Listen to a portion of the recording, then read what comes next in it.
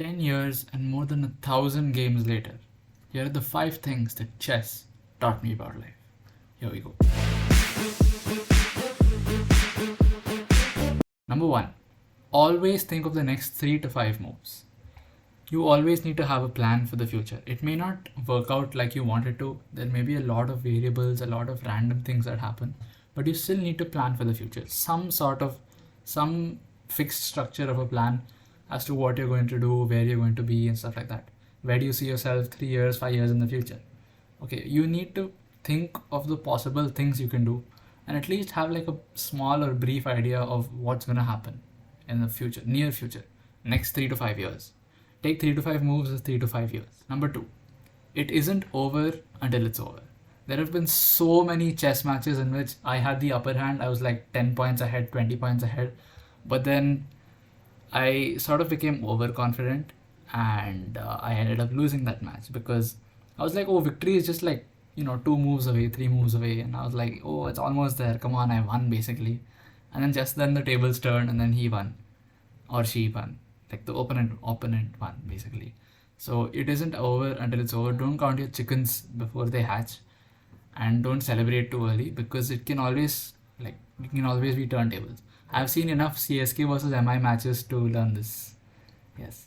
Number 3, appearances can be deceiving. So in sports like say cricket, football, and mostly like physical sports, if you look at a person's physique, you can reasonably guess like how good they are at the game. Okay, for example, if there's like a super skinny guy, he won't have a lot of stamina. Or if there's but in chess there can be like a kid who can defeat a grandmaster. This has actually happened like 3-4 times in like the international level and stuff. Plus there's an also other factor of like somebody smiling or somebody looking damn serious in a game. It can be to deceive you, it can be like a poker face or whatever to throw you off. And so appearances can be deceiving. Don't be too reliant on what you see. Just like take it with a pinch of salt. Yeah. Number 4, things can go south pretty quickly. This is pretty much like number 2, except that this just shows you about how quick and how quick and instantaneous the turning of tables can be.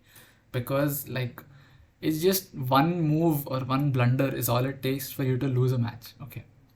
And that's not exactly true for life because like even if you make one big mistake, you can still rectify it in like ways later and blah blah.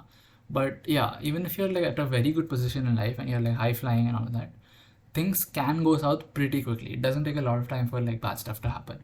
I'm not like saying any of this for you, but I'm just saying it may happen. Number 5, keep your cards to yourself. Even if you have like an amazing move in mind, you don't need to smile and broadcast it to the opponent.